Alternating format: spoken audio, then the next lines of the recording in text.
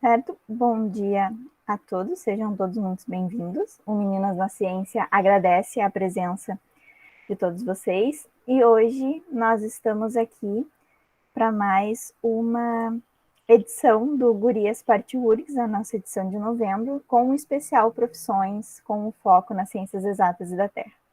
Vamos começar primeiramente apresentando quem nós somos. Eu sou a Nicole, sou estudante de Geografia do sexto semestre na URGS, eu tenho 23 anos e faço parte da equipe do Meninas da Ciência desde junho deste ano.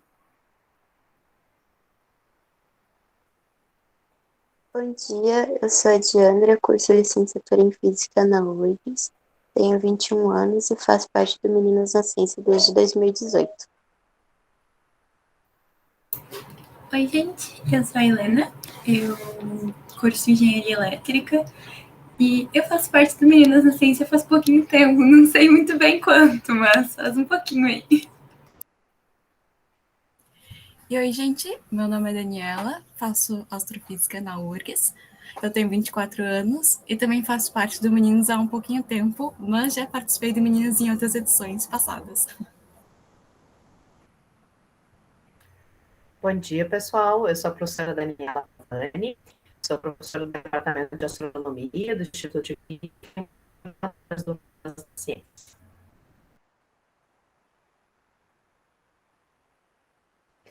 Eu sou Carolina Brito e sou uma das coordenadoras do Meninas na Ciência e eu sou do Instituto de Física da URGS. Bom, o Meninas na Ciência ele é um projeto de extensão do Instituto de Física da URGS, que foi criado em 2013 e que tem como objetivo atrair meninas para carreiras de ciências e tecnologias, como também estimular mulheres que já escolheram essas carreiras para persistirem e se tornarem agentes no desenvolvimento científico e tecnológico do Brasil. Para a gente entender um pouquinho sobre a importância desse projeto, nós temos aqui alguns dados, onde nos diz que apenas 30% das estudantes que ingressaram na universidade, elas escolhem carreiras relacionadas à ciência, tecnologia, à engenharia e matemática. E, além disso, segundo os dados da Unesco, estima-se que apenas 30% dos cientistas do mundo sejam mulheres. Um outro fator que é importante quando nós temos mulheres presentes na ciência, e acaba por grande parte a ocorrer, é aquilo que a gente chama de efeito tesoura, que é quando mulheres são a maioria ou uma proporção muito próxima ao número de homens no início da carreira e ao longo da carreira, conforme vai avançando para cargos mais altos, as mulheres ocupam cada vez menos posições. Por isso, então, é importante nós mantermos essa rede de apoio para cada vez mais mulheres alcançarem cargos de liderança. Apresento aqui alguns exemplos de ações e campanhas que nós realizamos. Nós temos o URGS em números, que se trata de um levantamento que foi feito sobre os dados da URGS para contabilizar quantas mulheres tinha por curso, quantas pessoas negras, e foi divulgado, então, em nossas redes. O Assédio Tem Perfil, que foi uma campanha para divulgar os resultados sobre um questionário de assédio moral e sexual na universidade.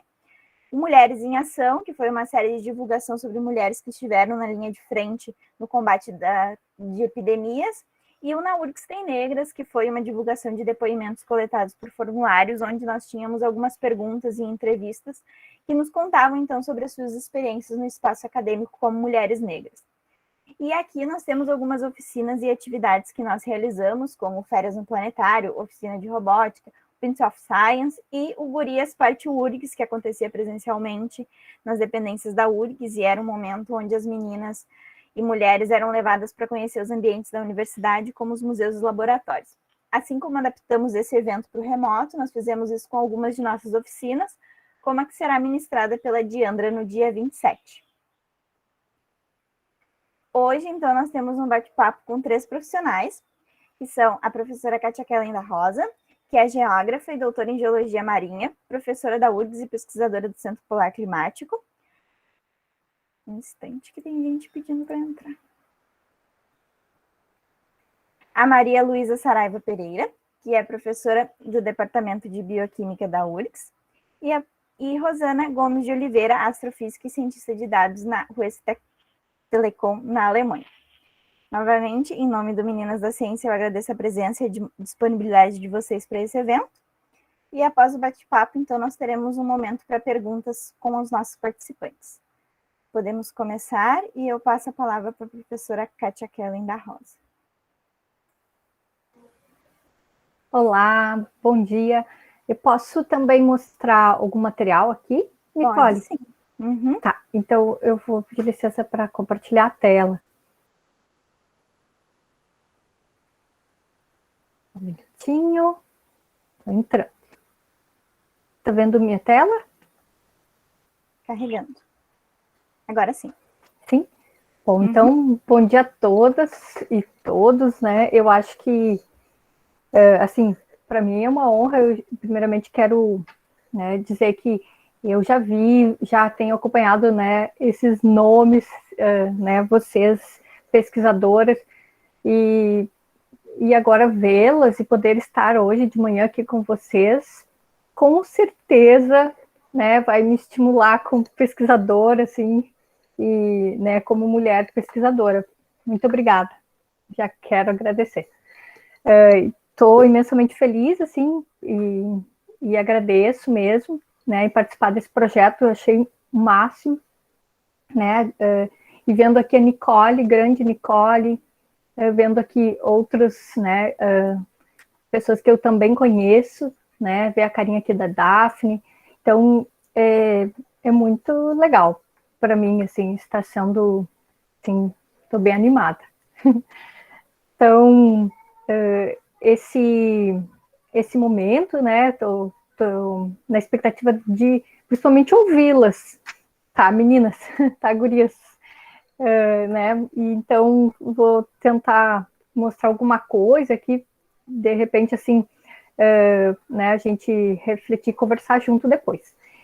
Então, uma das primeiras questões, assim, né, por que escolhi geografia, né, porque dentro das ciências exatas da Terra, né, essa grande área, porque no momento da escolha do curso, pensei que queria me ajudar a entender um pouco o mundo, explicar um pouco as coisas, por exemplo, a dinâmica, os processos, os ciclos no espaço, no tempo, e sempre gostei e vivenciei o ensino com a minha mãe, professora. Então, na trajetória acadêmica, fiz todas aquelas trajetórias que eu vejo agora, né, vocês aí na graduação fazendo, né, iniciação científica, atividade de campo. No mestrado, analisei dados a partir de trabalhos obtidos em campo. No doutorado, analisei dados também, né, a partir de campo. Então, atualmente, né, sou docente do Departamento de Geografia e atuo no pós-graduação da Geografia e Sensoriamento Remoto. Então, aqui dentro, assim, do laboratório, né, que coordeno, e dentro do Centro Polar e Climático, atuo na temática de mudanças climáticas, glaciologia e geomorfologia glacial em regiões subpolares, como a Ilha Regeorge, na Antártica. A Antártica ela traz preocupações em nível global devido aos impactos e mudanças climáticas em andamento e ao aumento da velocidade e conexões, né, que a gente quer entender um pouco mais sobre as conexões climáticas e oceânica, balanço de energia, com outras áreas do planeta, como aqui, né, o Rio Grande do Sul, onde fica aqui a URGS. Com licença, professora. Tu tá passando os slides? Não, agora tá. Eu vou passar. O Brasil se preocupa com isso e ele é signatário do Tratado Antártico e há um tempo, então, há pesquisas, né, brasileiras nesse sentido. E só para dar uma relação assim, né, de recurso, das questões que, né, dos projetos, né, as pesquisas brasileiras desenvolvidas na Antártica, no âmbito do Proantar, então, recebe recursos, muitas vezes através do INCT da Criosfera, e envolve diversas áreas do conhecimento. Então, a geografia, né, entre essas áreas, busca entender esses aspectos básicos inerentes dessa área, né, dessa ciência, e a gente vai para campo, a gente vai para a Antártica. Então, assim, dentro da trajetória, né, alguns desafios da pesquisa, alguns, talvez eu traga aqui como relacionados a diferente, né, se é homem ou mulher, assim, mas alguns eu fico pensando que, de repente, né, eu tenho sofrido um pouco mais. ou assim, tive que dar um jeito, né? Então, durante o verão austral, são realizados trabalhos de campo. Antes de 2019, todo ano, né, eu participava de algumas das expedições coordenadas por uma pesquisadora, Rosemary Vieira, que é a única pesquisadora da mulher, né, que coordena projeto aqui no Brasil de ciências exatas da Terra na Antártica. Então, e o objetivo, então, por exemplo, dessa expedição aqui, que vou mostrar um pouco, era coletar amostras, dados, por exemplo, sobre emissão de gás carbônicos em lagos, na região, e monitorar o recuo das geleiras. Obter dados cartográficos, por exemplo, para verificar depois o que estava acontecendo, porque muitas vezes a gente observa pelos dados dos sensores remotos e a verdade, né, de campo nos mostra realmente e valida ou não esse dado. Então, aqui mostrando, então, essa foto, né, a gente preparando para desembarcar de helicóptero para ir para o campo. Essa preparação, né, do campo, ela se dá por equipes a bordo do navio, e evidentemente são homens, né? Nunca vi nenhuma mulher nessas equipes de logística. E neste momento, então, a gente está tudo cheio de roupa, eles nem sabem se, né? Às vezes eles nem veem se a gente é homem ou mulher. E a gente, então, não há essa diferenciação, assim.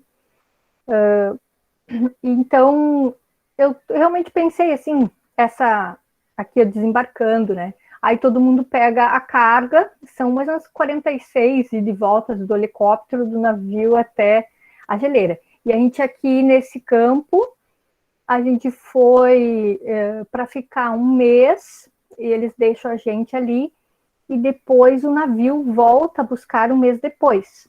Então a gente tem que ter, durante o ano a gente planeja, né?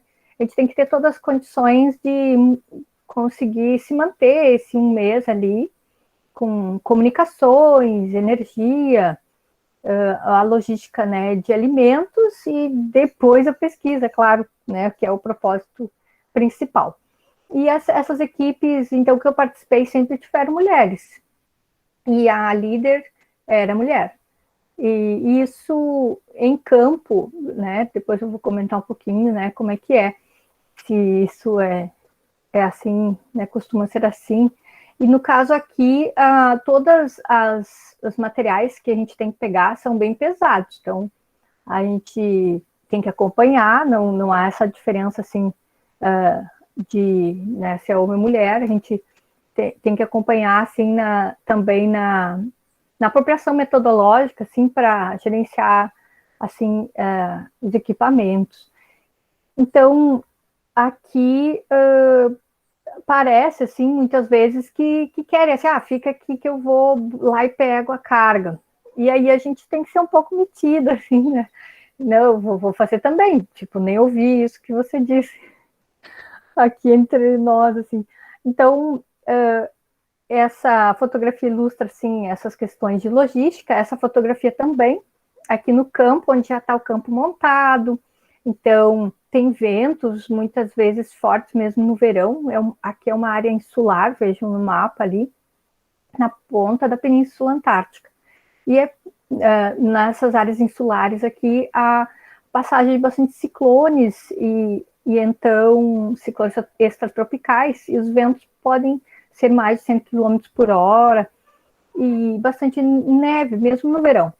E aí, nessas condições, a gente vai preparado, assim, para comida, para que a comida não voe, que esse é o objetivo de ter essas pedras aqui, né, rochas para tentar proteger.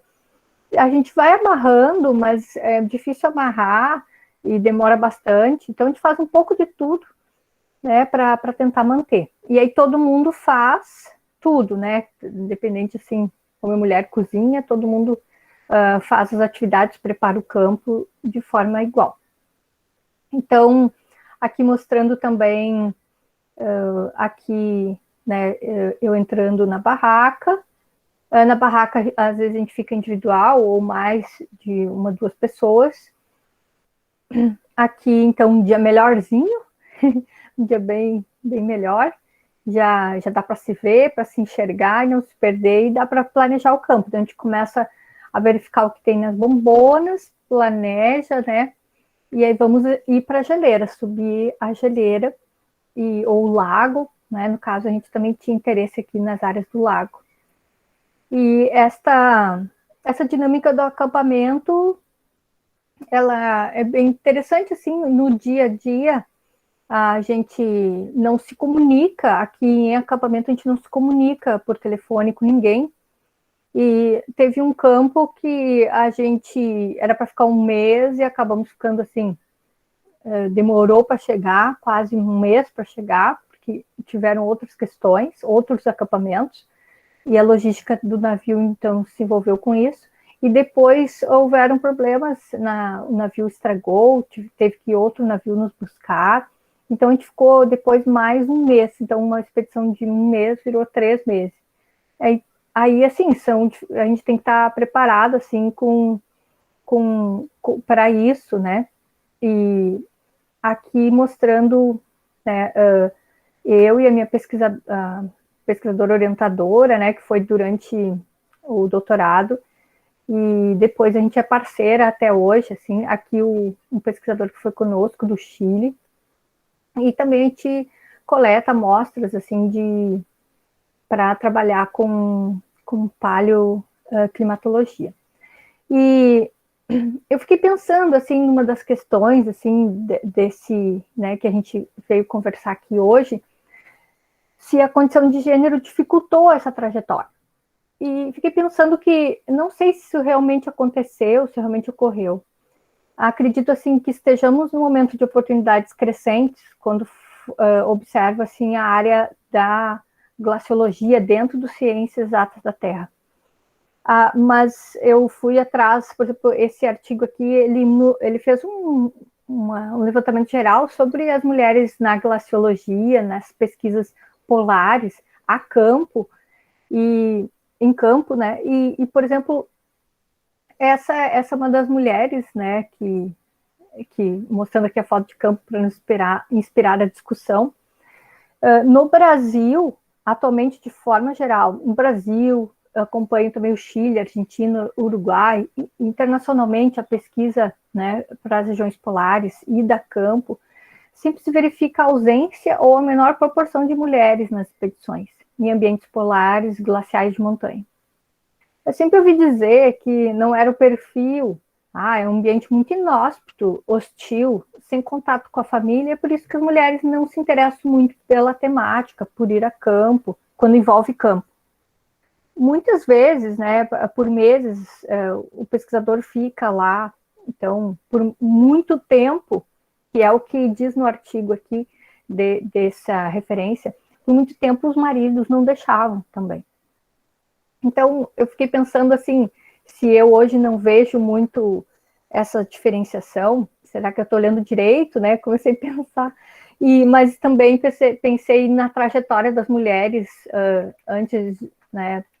As mulheres líderes pesquisadoras antes do agora, né? E é por isso que eu estou trazendo essa fotografia aqui em homenagem. Então, eu, inclusive, fui pensar mais sobre isso, viu, Gurias?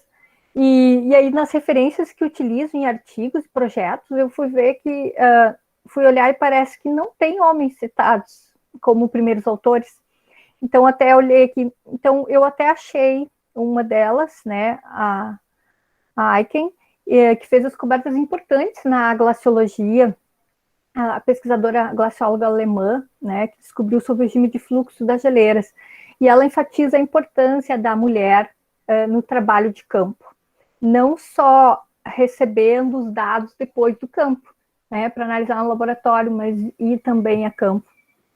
E Morris, por exemplo, ela é glacióloga polar, né, de processos subglaciais, pesquisadora do BAS, da Inglaterra, também tem consideráveis contribuições, assim, como líder, né, de uma líder mulher.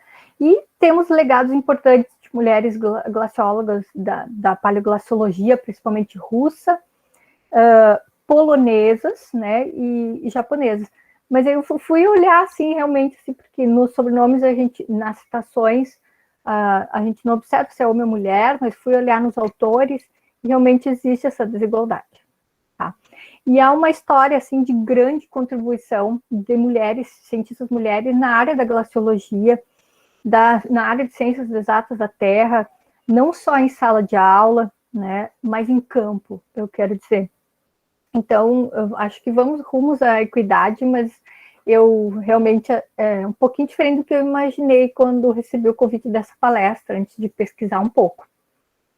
Estou aqui mostrando um pouco da foto de campo, né? Então, algumas atividades, por exemplo, envolve em campo, a gente se molha bastante, as roupas, os calçados, existem calçados e tecnologias, né, para que a gente não se molhe em determinadas atividades de campo, ou, né, vestimentas especiais. E há um problema que elas não são, até uma década atrás, né, quando comecei a ir a campo, as roupas não tinham roupa para mulher e para ir para campo. Então a gente molhava a bota porque não era nosso número, a gente acabava botando um outro tênis. E assim, eu não tinha esse recurso para comprar a minha própria vestimenta ou própria bota, né, especial. E o que a gente recebe essas vestimentas, né, a partir do que a gente tem do prontuário, tem inúmeros, né, inúmeras centenas e centenas de equipamentos e roupas e materiais para individuais para o pesquisador que vai a campo. E recentemente, então, é que se compraram os primeiros vestimentas e botas de numerações que mulher pudesse usar. Por exemplo, em campo, né, até o corte, o recorte, por exemplo, do zíper, ele era, né, eu até quando fui, então é recente, né, 2017, ele é inteiro, é um macacão inteiro, e depois tu põe o casaco, e o corta-vento e tudo. Então, esse macacão inteiro, ele tem um zíper na frente e um zíper atrás, tá? Especial para as necessidades, né, do homem. E aí, como mulher, eu tinha, como é que eu ia tirar tudo, né? Tirava tudo e num vento. Então, as dificuldades eu achava assim também para essa questão dentro da barraca, que antes eu até nem falei. A gente tinha que, para o homem tinha uma espécie de como, né, colocar, né, as suas necessidades especiais, como é que retirava e como é que fazia, gerenciava isso dentro da barraca, o material, ou na barraca especial, que era o banheiro. E para a mulher essa logística, né, não estava disponível, né, a gente sempre tinha que dar um jeito. E aqui mostrando as dificuldades não são só para as mulheres, né, então se o homem também tem um menor tamanho, e aqui mostrando que as dificuldades de campo, de forma geral. A gente está ali com o nosso material, com o nosso óculos, e aí, ou com material de um equipamento, uma máquina de pequeno porte, um equipamento de pequeno porte, e de repente vem umas aves desse tamanho aqui e rouba o material e sai voando. Né? Então, só para mostrar para vocês algumas coisas. Esse campo aqui, a gente tinha que fazer medições de velocidade e elevação da geleira, para verificar os dados e obtidos aqui, né, por sensoramento remoto. E aqui estamos nós lá, né, no campo, e às vezes a gente fica realmente, assim, muitas horas lá. Então, ao longo de um dia inteiro, né, indo e voltando na geleira. Então, a roupa, ela tem que ser adequada, porque a gente consiga fazer as necessidades básicas, né, da mulher, que é diferente um pouco do homem. Então, ou a localização dos fechos nas roupas não estava nada adequado. Então, outras dificuldades, né, a gente quer ir para a geleira, aí entrar na geleira. Então, se a gente não está com a bota apropriada, né, com os grampões, que a gente chama na bota, a gente tem dificuldade de simplesmente conseguir sair da área de terra para a área da geleira. E isso ainda existe. Então, se a numeração não sendo adequada, a gente não consegue vestir o equipamento adequado. Aqui também mostrando a aí meninas que vão para campo, né? Tem aí a Nicole, a Daphne, tem outras aí da geografia, que daqui a um pouco também, né? De repente vão nos acompanhar em campo, né? Também tem que dar uma reforçada na musculatura, tem que estar, né? Porque o peso que se carrega é bastante. Eu tive bastante dificuldade, assim. Tem que, assim, uma preparação, ela é importante para nós, porque a superfície, ora é muita neve, ora é escorregadia, como essa aqui. E, então, vale a pena, assim, cuidar da saúde, né? E a gente está com os exercícios em dia, eu acho bem importante. E aqui mostrando, então, aqui, né, duas meninas em campo que estavam comigo, eu estou tirando a foto. Então, a gente carrega um monte de coisa. Alguns equipamentos bem pesados ficam para ficar mais quentes dentro da roupa, né? Próximo aqui, né, do corpo. E só que para nós mulheres é incômodo aquele equipamento muito pesado. Então, a gente tenta resolver isso e adequar, né? Mas botando a mochila, mas aí a bateria ela descarrega muito rápido. Mas a gente consegue fazer tudo, assim, só realmente tem que pensar, assim, nessas adequações. Então, aqui mostrando, aqui da pesquisa também que a gente fez no lago, né, é alarmante, assim, o que está acontecendo. No caso, essa pesquisa do aumento, assim, na área dos lagos, com o derretimento das geleiras, que contribuem para essa água. E, de forma geral, assim, a gente caminha bastante, então a gente está aqui nessa área desse campo. Aqui, então, a gente faz essa verificação das áreas de maior mudança ambiental. Aqui, por exemplo, tinha um canal aqui. De forma geral, a gente caminha muito, né? A maré interfere também no nosso planejamento, a gente fica molhado, o corpo fica molhado, as roupas são grandes demais. Eu acho que as mulheres... assim, estou dizendo que a gente fala, né, entre nós, no campo a gente sofre bastante, por não ter sido pensada essa logística para todos, mas era bem pior, então, né, há 10 anos atrás, há mais tempos atrás. E aqui, por exemplo, aqui uma situação de campo, nesse canal, aqui eu entrava todo dia, cada 2 horas, para fazer coleta, e entrei, e por esse canal, olha o que entrou. Né? Então, os animais marinhos entram, eles são ferozes. Então, por isso, assim, o condicionamento, né, tem que conseguir escapar rápido. Tem situações de medo, assim, também, o vento forte. Essa coisa, assim, de ser... Né, a gente não tem como controlar, vai vir a tempestade, tem que se abrigar. Eu realmente tinha medo, eu posso dizer, assim, os eventos climáticos extremos estão, né, nos deixam, assim, um pouco... E destroem também o material de campo, né? Os ventos, as ondas, os sensores são destruídos.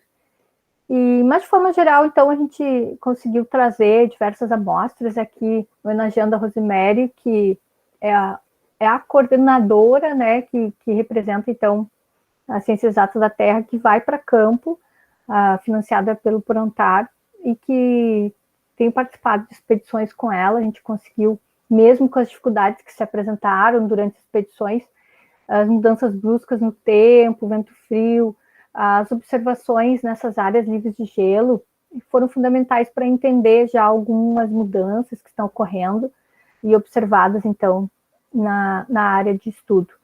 Eu realmente, né, sobre se recomendo essa área, sim, né, eu recomendo, sim, essa área de pesquisa, e aqui, né, uma homenagem à equipe, e mesmo, assim, gostaria de dizer que é uma área interessante, é importante gostar de ir a campo, quem for trabalhar, assim, com essa área polar, de montanha, ter paciência, respeitar os limites do meio, o limite do outro, né, estudar bastante, a ir para as meninas, né, que estão na iniciação científica, amadurecer no projeto.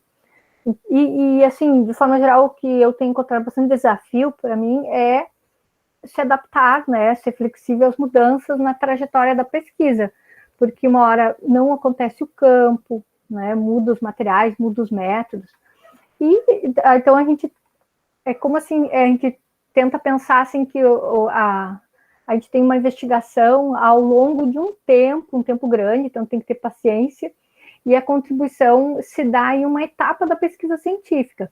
Então, não trabalhamos com um retorno assim, imediato à sociedade, logo depois que vem no campo, a gente já tem o retorno de um produto, por exemplo, né, um site que vai para o mercado, um produto. Então, é uma trajetória, assim, e é muito importante, assim, que quem vai querer ir para esse lado, assim, dessa carreira, que é o trabalho em equipe. Então, eu agradeço, assim, realmente, porque eu tenho trabalhado, tem gente que não está aqui na foto, então é uma das coisas que eu também quero buscar, porque às vezes a gente está na correria, né, e nesse ano a gente não ficou no laboratório, não ficou com as equipes, e quem não está em campo, não está nas fotos aí, eu quero, por favor, tirar, né, poder tirar uma foto para colocar na próxima apresentação, tá bom, gente?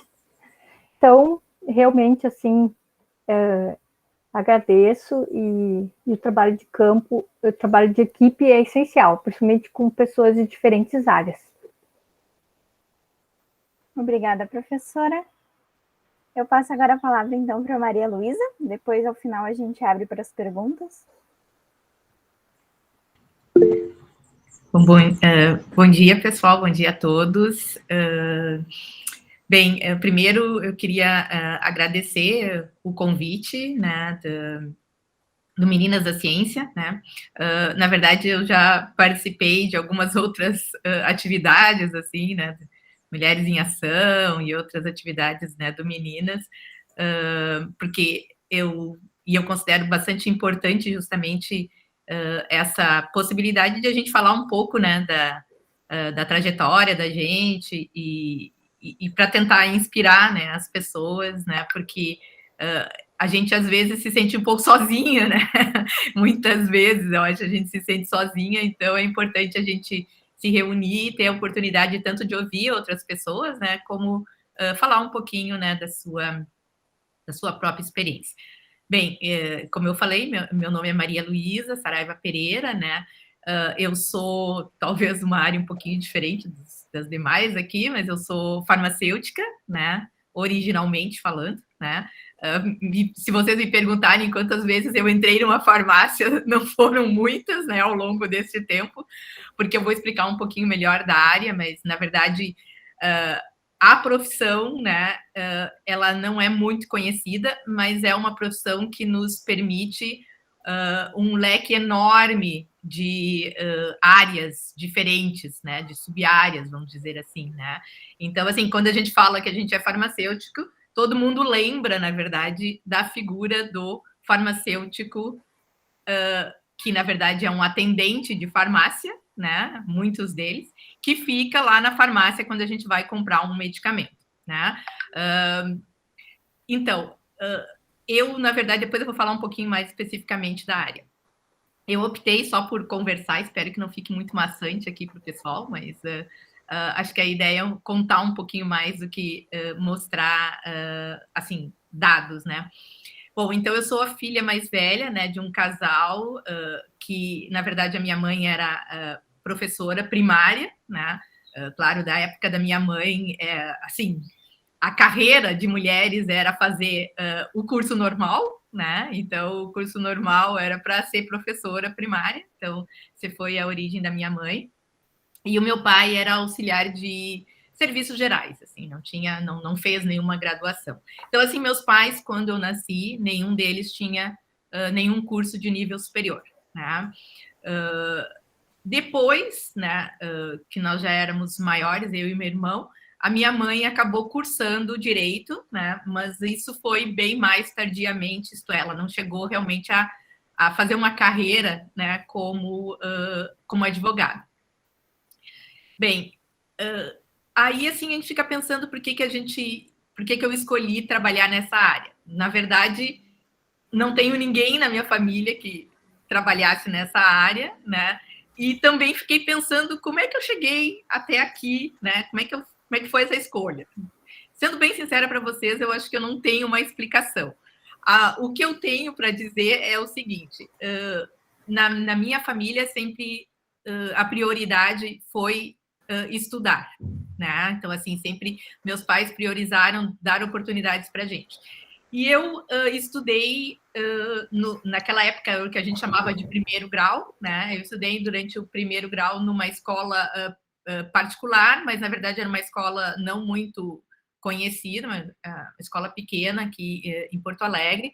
E depois eu fui fazer o meu segundo grau, né? Que é o equivalente ao ensino médio, acho que hoje, que é numa escola pública, tá?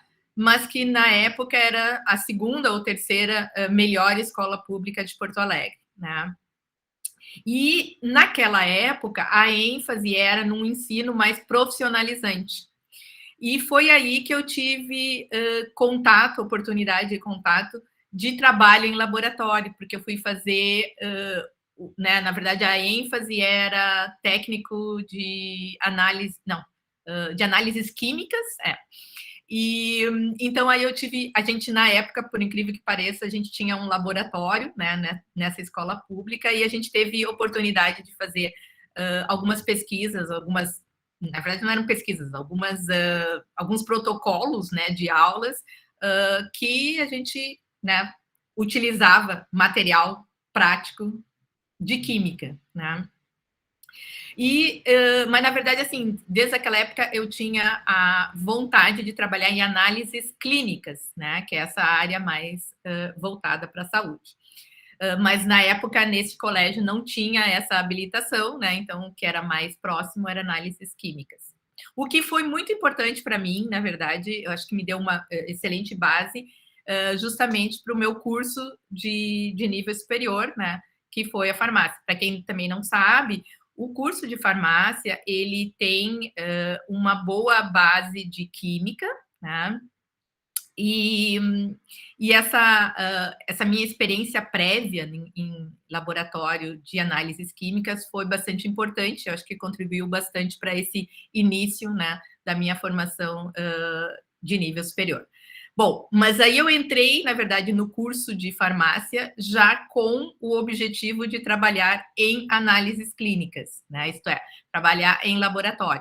Porque na época também que eu entrei, a gente tinha aqui no curso de farmácia da URGS, nós tínhamos a formação básica como farmacêutico e depois a gente tinha a opção de 3 habilitações, né, diferentes, e uma dessas habilitações é justamente para trabalho em análises clínicas, isto é, para realização, basicamente, né, para realização de exames, né, em laboratório, né? Que exames são esses?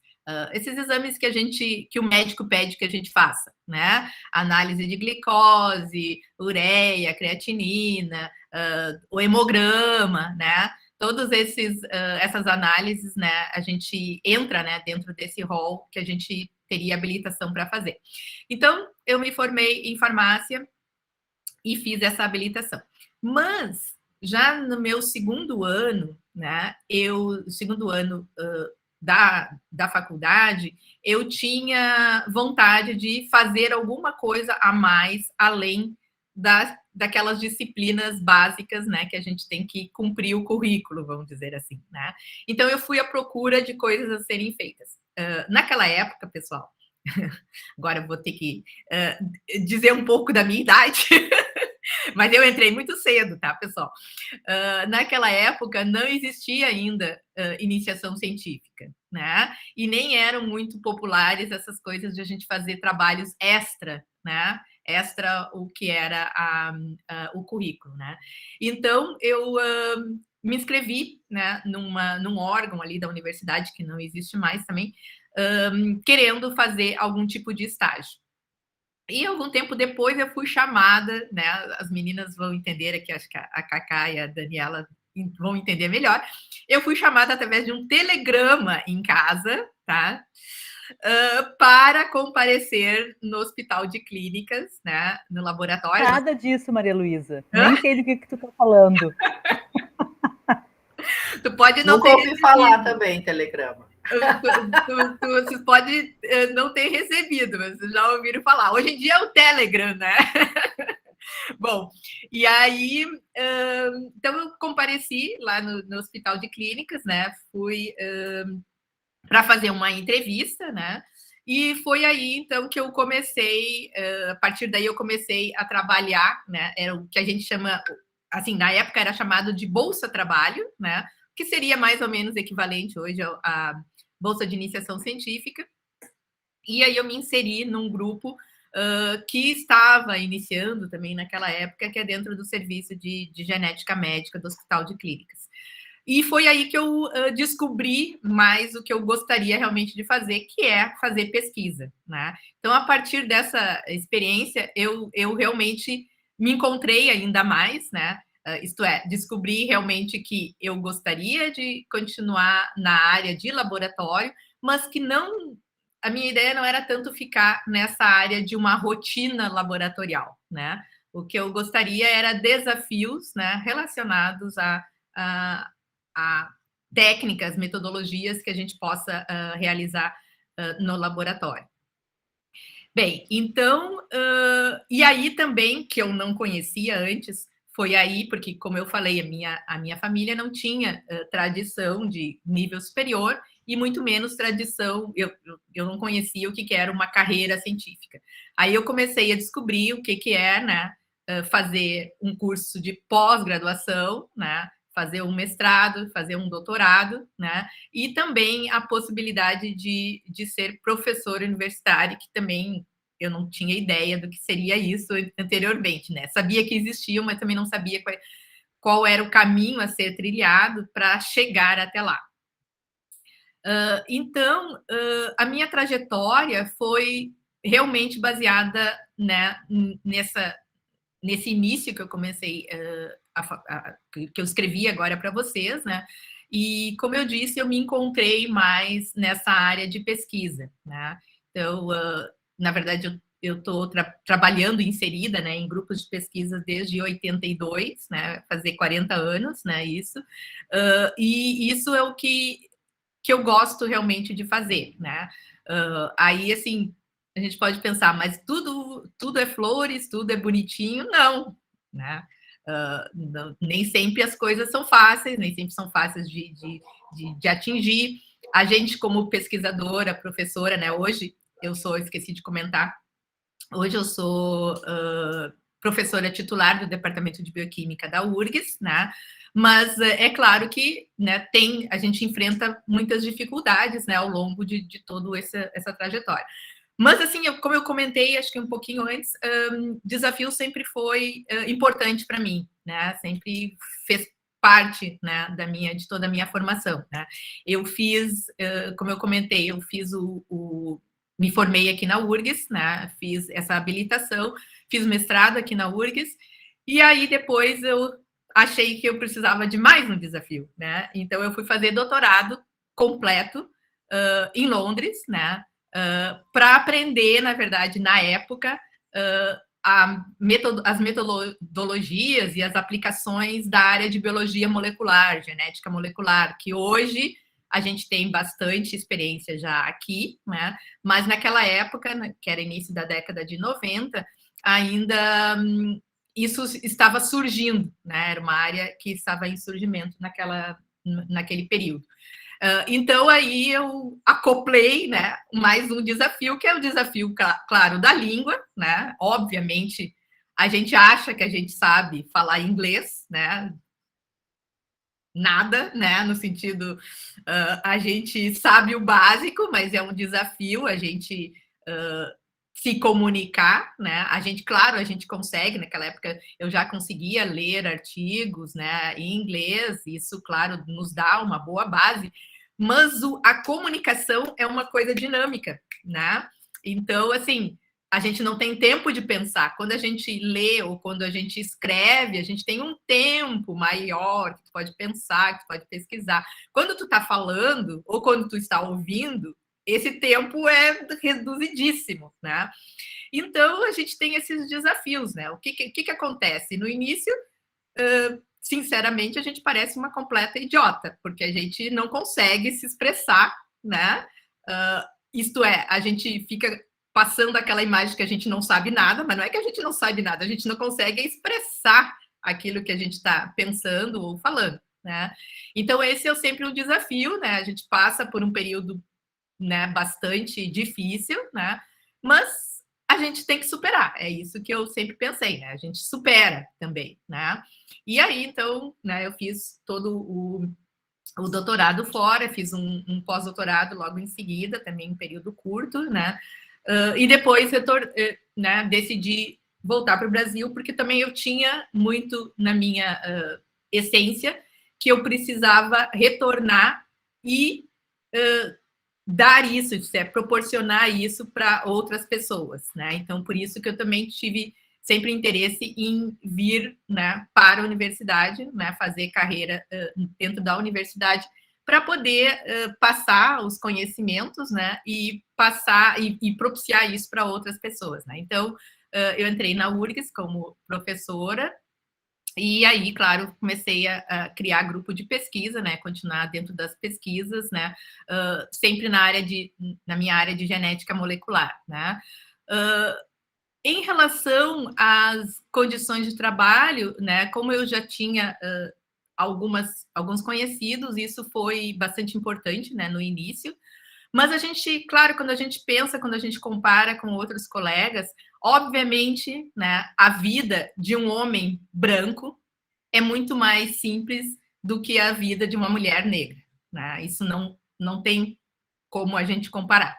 Alguns dizem que é mimimi, mas não é mimimi, porque a gente vê isso no dia a dia. Por exemplo, hoje eu participo de comissões, né? E cada vez que tem alguma comissão, assim, a gente vê nitidamente que a primeira coisa, na verdade, assim, a grande maioria, ainda na minha área das comissões, a proporção de homens é sempre maior, né? Se já foi pior, sim, já foi pior, né? Mas ainda está longe de ser bom, né? E, claro, longe de ser o ideal, né? Então, assim, o que acontece? Como a grande maioria das comissões são formadas por homens, a primeira coisa que os homens pensam são em nomes de outros homens para indicar para qualquer coisa, né? Para qualquer avaliação, para qualquer palestra, para qualquer organização de eventos, tudo, né? Então, agora eu também, nos últimos tempos, me tornei a chata do quem sabe a gente pensa numa mulher, quem sabe fulaninha, quem sabe beltraninha, entendeu?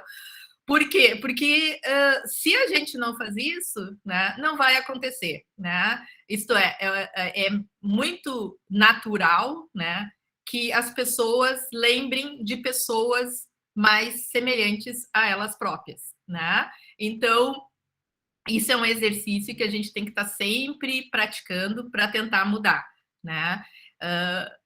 E em relação à atração na carreira, claro, agora a gente é suspeita, né? Porque a gente gosta, eu gosto do que faço, né? Sempre me movi a isso, né? Por isso, né? Assim, por gostar, né? Eu acho que eu seria extremamente infeliz se eu tivesse ficado só trabalhando em laboratório. Eu fui, na verdade, empregada antes, né, em laboratório de análises clínicas, fiz isso por um certo tempo, mas isso não era o meu objetivo, né, de vida para longo prazo, né?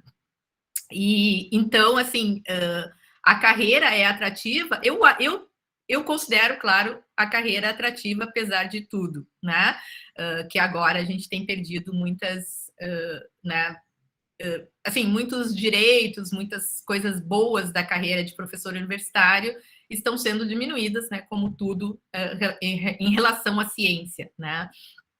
E uma das coisas também que eu gostaria de comentar, que eu acho que a Kátia comentou também um pouco, é que a pesquisa, na verdade, é um investimento, né, de longo prazo, né?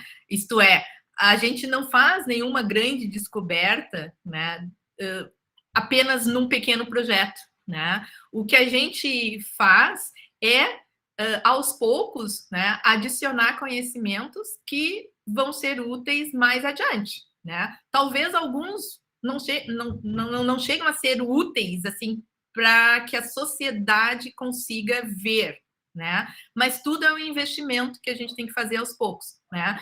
E aqui eu gostaria também de trazer um exemplo muito clássico, né? Que talvez para quem não é da área não tenha a mínima noção, que é a questão agora das vacinas no Covid, né? E que é também tudo que aconteceu desde que a pandemia começou. Isto é, essa área que eu fui treinar lá no meu doutorado me permitiu agora, na pandemia, que a gente fizesse a otimização rápida, né, de testes para detectar o vírus, né? O que é fundamental, né? O que foi fundamental vai ser fundamental, porque vai continuar por aí. E adaptações a gente faz à medida que as coisas acontecem. Isto é, se surgir um novo vírus, não quero que surja, né? Mas a gente tem que ser realista, eles vão surgir, né? Então, se surge mais alguma coisa, a gente já tem um conhecimento acumulado que a gente pode adaptar com facilidade. A mesma coisa é a área de vacinas. Eu não trabalho direto na área de vacinas, mas a gente sabe que todos os conhecimentos que permitiram o desenvolvimento das vacinas nesse tempo recorde que aconteceu, que isso nunca tinha acontecido antes, tá?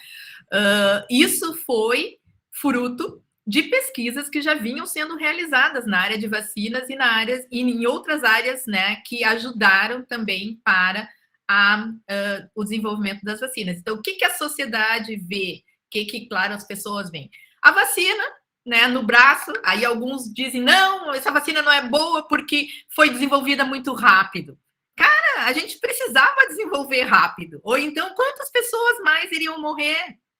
Entende? Então, assim, e por que foi desenvolvida rápido? Porque antes já eram feitas muitas e muitas pesquisas na área de vacinas, né? E aí o que os cientistas fazem? Eles conseguem adaptar, e nesse caso a gente conseguiu adaptar, né? A gente, não eu particularmente, mas os cientistas que estavam trabalhando conseguiram adaptar em tempo recorde, porque a pandemia precisava de um tempo recorde, porque a sociedade precisava de uma resposta recorde, né?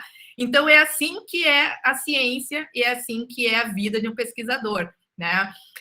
Quantas pessoas que eu conheço hoje que eles atingiram um nível de divulgação, né, enorme com a Covid, porque eles estavam envolvidos nessas áreas diretamente, né? E então, isso é o que eu gostaria assim, de passar em relação à pesquisa, né?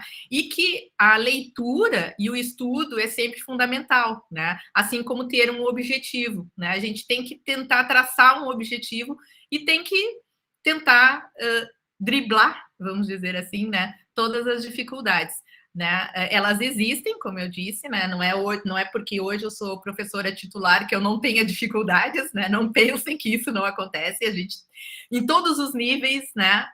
Que a gente está, a gente tem dificuldades, né? É claro que hoje as nossas pesquisas são feitas por um grupo de pessoas, né? Desde alunos de graduação, de iniciação científica, né? Que eu espero que gostem da área e que continuem trabalhando nela, né? Até os próprios, né, colegas, né, que trabalham em áreas semelhantes e que nos ajudam e que fazem parte de um grupo maior, né? Então, eu acho que, em linhas gerais, acho que eu já passei um pouquinho do meu tempo, mas eu acho que era isso que eu queria, né, comentar com vocês, né? Dividir um pouco da minha experiência, né? E colocar um pouco da maneira que eu vejo, né? E da maneira que eu gosto de incentivar as meninas para estarem na ciência, continuarem na ciência, porque é bom, é uma coisa que nos dá retorno, né? E que é super importante para a sociedade. Era isso, professor. Obrigada, Maria Luísa. Agora eu passo a palavra, então, para a Rosana. Obrigada, meninas. Oi, saudações da Alemanha. Eu fiz uns slides curtinhos, assim, vou tentar me manter no tempo, mas só para mostrar um pouquinho. Deixa eu ver se eu acho os meus slides. Acho que são esses aqui. Vamos ver se vai. Vocês conseguem ver meus slides? Carregando. Agora sim. Ótimo. Então, primeiro, muito obrigada pelo convite, né, e pela oportunidade de fazer parte dessa conversa, mesmo estando bem longe. Eu vou contar um pouquinho, então, da minha história, e também acho que a ideia é justamente, né, a gente ter essa conversa sobre diferentes carreiras na ciência, então a gente já ouviu as outras histórias de hoje, E a ideia é, talvez, na minha parte, pelo menos, mostrar um pouco de uma carreira que começou no meio acadêmico e depois saiu, agora foi para essa área mais de indústria, mas como que a gente tendo também um conhecimento e uma formação nessa parte de ciências exatas também é bem importante. Então, no meu caso, eu sou astrofísica, eu também estudei na URGS, fiz meu mestrado, bacharelado, doutorado na URGS, e a história engraçada que eu sempre conto é que quando eu tinha 9 anos de idade, que eu ia começar a ter aula de ciências na escola, eu tenho 2 irmãs mais velhas, né, então eu estava olhando os livros de ciências delas, e aí eu li lá que o Sol vai morrer em 5 bilhões de anos, só que, claro, eu tinha 9 anos de idade, eu não tinha noção do que são 5 bilhões de anos, e eu fiquei pensando, meu Deus, eu preciso fazer alguma coisa, eu preciso salvar o Sol, e isso foi basicamente como eu decidi que eu queria fazer astrofísica. Na época eu não sabia como é que eu iria me tornar uma astrônoma, mas enfim, que foi o que me levou, né, a estudar astronomia. E graças à minha formação na astronomia e ao meu interesse até nessa parte de tentar entender o mundo um pouco, eu acabei descobrindo sobre outras coisas que o mundo também precisa de ajuda, e isso foi o que me levou à carreira que eu tenho hoje como cientista de dados. Eu estou num período de transição agora, eu estava contando antes que eu recém me mudei há um mês atrás para a Áustria. Eu estou agora nesse momento na Alemanha, mas eu me mudei para Viena, e lá eu trabalho como cientista de dados, especificamente nessa área de energias renováveis, que também é uma área bem importante para a nossa sociedade agora, e eu vou falar um pouquinho sobre isso. Então, como é que eu comecei numa carreira de astrofísica, e até talvez antes de entrar, né, na astronomia da URGS, e cheguei até onde eu estou agora, e por quê, basicamente. Então, eu estudei em escolas públicas desde a minha infância. Eu venho de uma família que tem, assim, digamos, um background financeiro não muito bom. Hoje não é mais o caso, graças a Deus, mas era o caso antes, né? Então, a minha educação toda foi feita em escola pública. E até o fato, assim, de entrar na universidade, isso já é uma coisa que talvez algumas de vocês ou alguns de vocês consigam se relacionar também, que não é algo que seja extremamente trivial. Porque se a gente precisa estudar, por exemplo, para passar num vestibular, tem toda a questão, né, enfim, de gastar tempo com isso, tem o pessoal que faz cursinho, etc. No meu caso, eu tive a sorte de conseguir uma bolsa num cursinho, então isso foi algo que serviu até bastante para eu entender.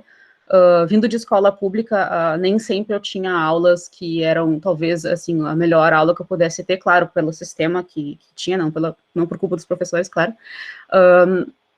Mas, por exemplo, assim, eu tinha aulas que me faltavam, às vezes eu não tinha aula de geografia ou alguma coisa assim, então, quando eu tive a oportunidade de fazer cursinho, até me serviu para eu entender, assim, que tem várias matérias que eu achava que eu não gostava, que eu gostava. Então, eu sempre fui boa em matemática e em química e etc., mas aí, fazendo essas aulas, eu descobri que eu gostava também de, sei lá, de literatura e de línguas e etc., Então, na minha graduação, eu sempre tive, eu não lembro quem foi que falou antes também, que acho que foi a Maria Luísa, que também sempre tinha essa coisa de estudar outras coisas.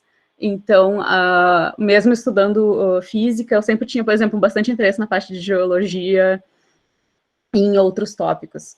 Então, na minha graduação em física, na minha formação em física, eu fiz parte do meu doutorado aqui na Alemanha, na época do Ciências Sem Fronteiras, eu vim para cá em 2014, eu consegui uma bolsa do Ciências Sem Fronteiras, e aí eu estudei aqui por um ano, durante meu doutorado, e depois eu voltei para o Brasil, me formei no Brasil, fiz um ano de pós-doutorado aí na URGS também, e depois eu fiz um período curtinho de pós-doutorado nos Estados Unidos, e depois eu voltei para a Alemanha, que é onde eu fiquei morando até, basicamente, ano passado.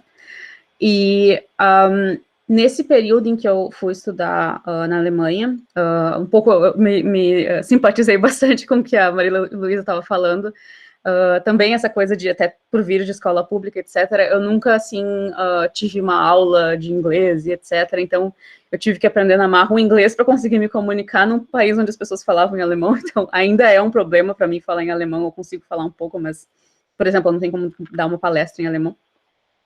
Mas é algo que, assim,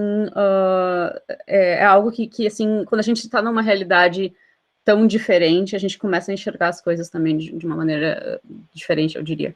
Então, quando eu vim para cá, eu vim estudar num instituto interdisciplinar, ou seja, eles tinham astrofísica, que era a minha área de pesquisa, mas eles também tinham outros tópicos. Então, por exemplo, tinha pessoas trabalhando na parte de neurociência, que é o pessoal que estuda o cérebro, tinha pessoal trabalhando na parte de biologia, mas tudo dentro dessa área de ciências exatas, ou seja, pessoas que fazem análises, que fazem cálculos, que fazem programas para calcular coisas.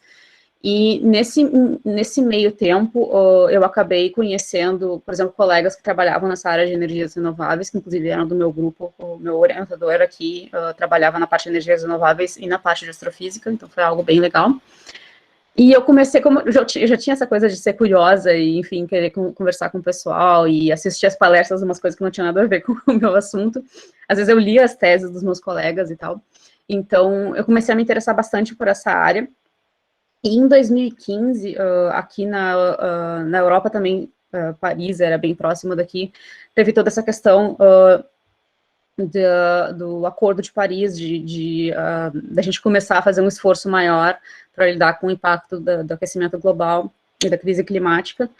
Então, assim, isso meio que começou a ressonar, assim, bastante comigo, todos esses tópicos, né, e eu comecei a pensar como eu posso, com essa formação que eu tenho, trabalhar numa área mais, assim, voltada para essa parte de sustentabilidade, para essa parte enfim, do planeta, né, no caso. Então, eu pensava do tipo, o Sol está morrendo, eu preciso fazer algo a respeito. Eu comecei a entender do tipo, a Terra também, não digo que esteja morrendo, mas também está tendo seus problemas. Então, como é que a gente pode usar esse conhecimento? E era uma coisa que para mim era bem, assim, alienígena, era algo muito longe, assim, do tipo, como é que eu posso estar estudando estrelas e fazendo cálculos de estrelas, e como é que isso pode se tornar uma coisa que pode ser feito nesse outro contexto, né? Mas eu comecei a conversar com pessoas de outras áreas, etc. E aí eu comecei a entender um pouco sobre essa área de ciência de dados, que nada mais é do que a gente lida com dados o tempo todo hoje em dia. Cada pessoa faz, eu não lembro agora como é que são os números, mas é algo assim ridículo a quantidade de dados que a gente produz todo o tempo. Por exemplo, agora mesmo a gente está aqui logado com o celular ou no computador, assistindo palestra, conversando, mandando mensagem, etc. E tudo isso são dados que estão sendo formados, né?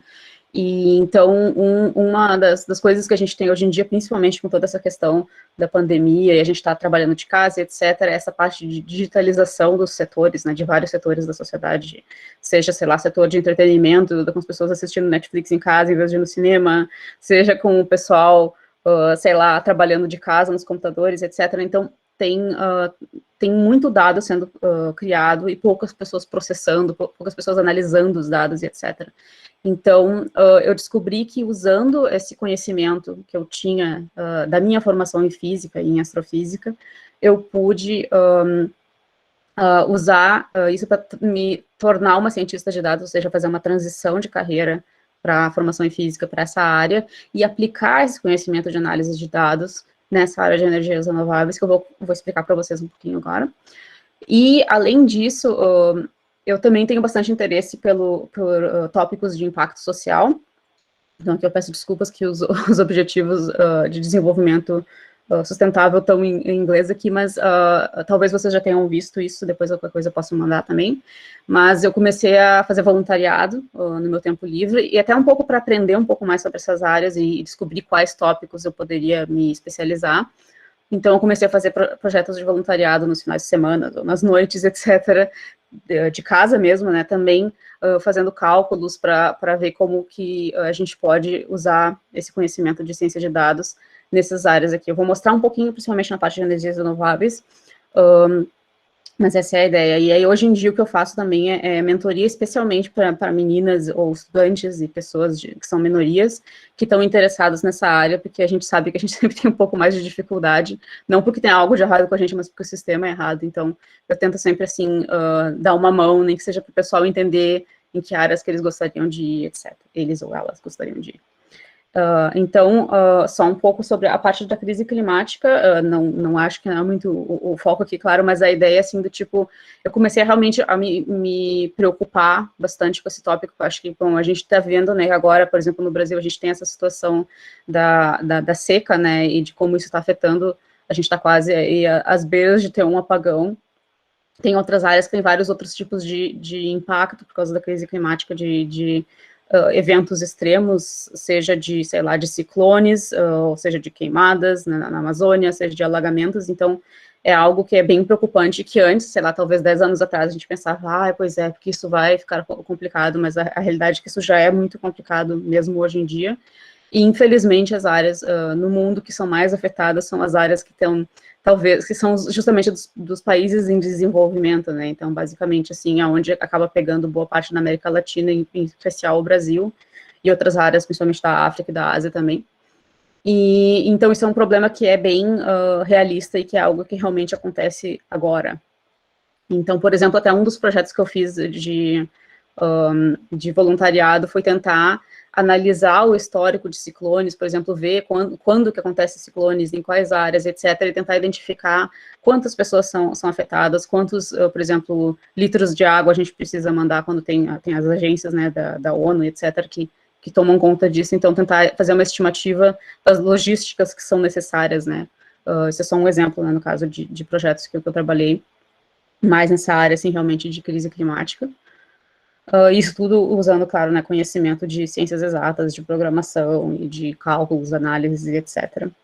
Então, eu também comecei a trabalhar um pouco nessa área de inteligência artificial, que é justamente essa parte mais técnica do meu trabalho, e, assim, dando só uma descrição bem por cima do que isso é basicamente ensinar um computador a fazer tarefas que humanos fazem. Então, por exemplo, a gente tem agora, eu não sei se vocês já viram isso, mas no Uber agora, quando, não é sempre que aparece, mas às vezes eles pedem para mostrar a nossa foto, né, de reconhecimento, não, nesse caso não facial, mas de reconhecimento de máscara e etc., ou, por exemplo, no aplicativo do banco, que a gente tem que tirar foto para mostrar que é a gente mesmo, etc., nada mais é do que um computador, em vez de ser uma pessoa que vai lá e olha, é tu mesmo, é um computador quem faz isso. Só que, claro, o computador não nasceu sabendo fazer isso, a gente precisa ensinar ele, então eu sempre gosto de dar o exemplo do amigo extraterrestre, que é como, o computador é como se fosse um amigo extraterrestre que mora em um outro planeta, que nunca viu nada na Terra antes, e não sabe o que é as coisas mais básicas, tipo uma flor. Então, tu mostra pro teu amigo extraterrestre o que é uma flor, ele aprende, essa aqui é uma flor. Mas se tu mostra uma segunda flor, ele vai dizer, eu não sei o que é isso. Ou ela, enfim, o amigo extraterrestre que a gente não sabe o gênero. Então, a ideia é explicar para um computador ou para um amigo extraterrestre que uma flor pode ter, por exemplo, vários números de pétalas, ou que pode ter, sei lá, o núcleo da flor pode ser de cor diferente, ou pode ser de formatos diferentes. Então, a ideia é mostrar vários exemplos de flores para o extraterrestre ou para o computador, até que seja capaz de entender do tipo que, por exemplo, se a gente mostrar outros exemplos, então ele tem como extrapolar e entender que isso também é uma flor. Só que no caso, a gente não faz isso com flores, a gente pode fazer com coisas mais complicadas, como, por exemplo, com ciclones, ou, por exemplo, identificar se vai ter um apagão, ou em que condições vai ter um apagão, se não chover logo, e coisas desse gênero. Então, um pouco do que eu trabalho hoje em dia com a Ruas Telecom. A Ruas Telecom, na verdade, é uma empresa brasileira, que eu trabalho via a minha empresa aqui da Áustria, no caso, eles são os nossos clientes, e a gente trabalha direto com a Petrobras, inclusive. Então, a ideia, por exemplo, do meu trabalho diário, é realmente, assim, usar vários dos ingredientes que eu aprendi nessa área da física, da minha formação mesmo, junto com tecnologias novas, como, por exemplo, inteligência artificial, para fazer análises. Então, por exemplo, o que a gente faz? A gente calcula o quanto que, a gente tem dados, claro, né, meteorológicos, de quanto que choveu, ou de qual é a umidade da região, ou, sei lá, de quanto que é, sei lá, o índice de seca, ou coisas assim, e a gente tenta fazer uma estimativa de, por exemplo, quanto que vai ser possível de produzir de energia, e qual é a demanda de energia que tem para hoje, então a gente vai conseguir cumprir a demanda ou não, e coisas desse gênero. Então, a ideia é tentar identificar, fazer esses cálculos, né? Então, aqui, por exemplo, não vou entrar no mérito da coisa, mas só o em preto aqui seria, digamos, a produção de vazão de água numa das bacias aqui, no caso aqui da bacia do Jacuí, aqui no Rio Grande do Sul, e em azul a gente tem a nossa previsão. Então, a ideia, claro, a gente não vai ter o valor, na geral, a ideia, por exemplo, que se a gente quer prever para a semana que vem, quanto de energia vai ser produzida, para que as pessoas possam, enfim, o quanto que as pessoas vão consumir, para a gente saber se a gente vai ter energia suficiente ou não. Então, isso é parte do trabalho que a gente faz. Outro exemplo também, isso é de um outro trabalho que eu fiz em um outro momento, mas é algo bem parecido que a gente faz também, no caso aqui é com energia eólica, é justamente ver quanto de vento que tem disponível. Energia eólica a gente tem bastante no norte do Brasil, Então, por exemplo, tentar ver quanto de energia disponível que existe lá. Eu estou conseguindo me escutar agora, não sei se... Então, assim, poder fazer uma estimativa ou uma predição de quanto que energia que é produzida, não precisa ser só energia hídrica, pode ser energia eólica, pode ser energia solar. E a ideia, no caso, é usar não só a nossa habilidade de programar, que a gente aprende também, no caso, eu aprendi na área de física, mas tem outras áreas que a gente aprende também, como ciências da computação, química, etc., e todo esse aspecto de análise de dados. Então, por exemplo, antes eu fazia análise de dados de estrelas e fazia modelos para estrelas, e agora, em vez de fazer isso para estrelas, eu faço isso para energias. Então, claro que não é exatamente o mesmo modelo, mas na prática é bem parecido, então é algo que, assim, realmente é um conhecimento que mesmo mudando de área, é algo que ainda é bem útil e que é basicamente o que eu faço todo dia. Um outro exemplo de energia solar, também um pouco do que eu estava falando antes, sobre, por exemplo, as câmeras que a gente tem para, sei lá, detectar os nossos rostos e etc., a gente também pode usar para estimar. Isso aqui é uma imagem de dos telhados de Singapura, foi um outro projeto que eu fiz ano passado. Isso aqui foi um projeto também de voluntariado. Então, a ideia é que tu pode pegar imagens de satélite e calcular, a gente cria modelos que calculam qual é a área de um telhado e quanto que dá para instalar, por exemplo, de painéis solares. Então, um telhado, claro, tem chaminé, tem sei lá o que mais, tem coisas que vão obstruir, então a gente consegue calcular também, por exemplo, quais são as obstruções que vão ter em cima de um telhado, que não dá para construir ali em cima, ou, por exemplo, identificar, aqui no caso, está mostrando que são telhados planos, aí que tem outro telhado que não é plano, que é inclinado, assim. Então, claro, a incidência de sol que a gente vai ter ali em cima vai ser diferente.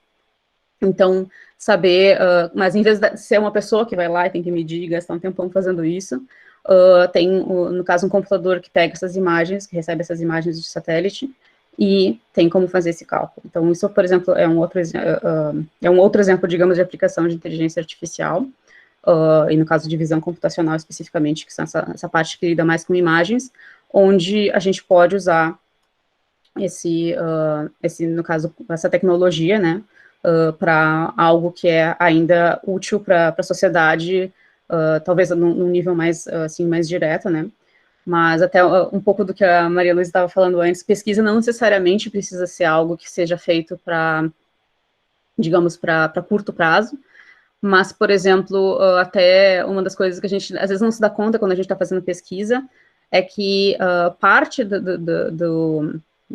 tecnologia que a gente tem hoje vem das pesquisas que foram feitas antes. Então, por exemplo, a tecnologia que a gente usa no nosso celular para tirar selfie é uma tecnologia que foi desenvolvida quando se estava levando o homem para a Lua, porque você precisava ter boas imagens da Lua, sabe? Então, são coisas que são interessantes de ver, que, digamos assim, tecnologia é sempre uma área que junta todos os esforços históricos de muitos e muitos anos de pesquisa para se colocar em prática todo esse conhecimento que a gente, né, arrecada ao longo dos anos, né, e dos esforços, claro, dos pesquisadores. Um pouco do que eu queria falar também, foi no caso que nos convidaram para falar um pouco sobre isso, é a parte de como ser mulher em uma área dessas, uma área, por exemplo, no caso da minha de física, ou agora um pouco na parte de ciências de computação. E, claro, como as outras meninas já falaram também, é algo que é bem... Ainda tem muito poucas mulheres, acho que na física, não lembro se é 30% hoje em dia, mas nas ciências da computação, que é essa área de inteligência artificial, é ainda menos. Então, do tipo, a gente tem de 10% a 15% de mulheres, o que leva a situações extremamente esquisitas, do tipo de tu estar trabalhando com, sei lá, 10 pessoas e tu é a única mulher, e nem sempre é legal, nem sempre as pessoas vão saber qual é a melhor maneira de lidar contigo, talvez elas vão te colocar para ser a pessoa que é secretária, ou a pessoa que vai organizar as coisas, porque tem todos esses estereótipos de que a mulher é boa para organizar coisas, mas os homens que são bons para a programação, e obviamente isso não é verdade. Eu, sinceramente, assim, por estudar na física e talvez, assim, pelo grupo de amigos que eu tinha e amigas, eu acho que eu não me dava conta que existiam esses problemas durante, por exemplo, o meu bacharelado e talvez até boa parte da minha pós-graduação, mas eu diria que eu comecei a enxergar isso mais claramente conforme eu fui evoluindo na carreira, quando a gente chega num nível talvez um pouco mais sênior ou algo do tipo, que tu realmente começa a se dar conta que tem algumas coisas estranhas. Por exemplo, tem algumas histórias engraçadas, mas não engraçadas, na verdade. Do tipo, eu fui visitar um professor numa universidade, que é um professor não muito mais velho do que eu, né, um professor relativamente jovem, durante a minha pós-graduação, e a gente estava, sei lá, tomando um café, discutindo, enfim, nosso projeto, e as pessoas achavam que eu era a esposa dele, porque do tipo, por que diabos eu poderia ser simplesmente a aluna, sabe? Ou eu fui numa conferência, na época que eu ainda estava na pós-graduação, apresentar meu trabalho, e algumas pessoas já conheciam o meu trabalho, meus artigos, só que em ciência a gente não coloca, né, pelo menos na minha área, a gente não coloca o nosso primeiro nome, né, a gente coloca só o sobrenome. Então, o meu nome era R.O. Gomes. E as pessoas chegavam, eu achei que tu era um homem. Eu disse, olha, na última vez que eu chequei, não, sabe? Então, tem coisas, assim, que são estranhas que acontecem, principalmente, assim, quando as pessoas te conhecem mais. Eu, por exemplo, tu já tem uma carreira muito mais longa, então as pessoas veem que tu tem, sei lá, um grande conhecimento, mas, ao mesmo tempo, elas parecem ter algum certo problema de que tu é uma mulher, sabe? Ou, em alguns casos, também, até de que tu é uma mulher, sei lá, negra ou parda. Então, é um pouco complicado. E existe também, claro, essa diferença entre salários. A gente estava falando um pouco dessa coisa de homens brancos. No meu caso, o meu namorado, ele é alemão, ele é mais novo do que eu, ele tem 4 anos a menos do que eu, e ele tem um salário mais alto do que eu. Ele também é físico, né, no caso.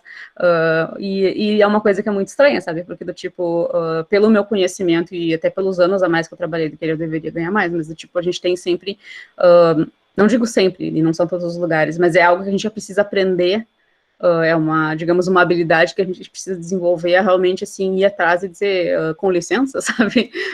Por que o fulano ganha tanto e eu ganho tanto? Isso, principalmente, assim, acho que talvez na área de pesquisa exatas, a gente tem aquela coisa que tem a bolsa, e a bolsa realmente, pelo menos, é uma coisa que é mais democrática, que todo mundo ganha aquele valor X ali, mas principalmente quando a gente vem para o lado da indústria, onde as pessoas negociam os seus salários, tem muito disso que a gente realmente tem que bater o pé, aprender a bater o pé, inclusive, e dizer, não, mas com licença, sabe, eu tenho tanto conhecimento de X, Y, Z, e é algo que até às vezes a gente não aprende, porque a gente aprende que a gente tem que ser quietinha, a gente tem que se comportar direitinho, então é uma coisa que eu tento até nas minhas mentorias com o pessoal mais jovem, principalmente com as meninas, de dizer, não, olha aqui, você precisa escrever, se você precisar escrever, para lembrar por que tu tem que ganhar bem, tá aqui a sua lista de coisas para lembrar e de argumentar com as pessoas.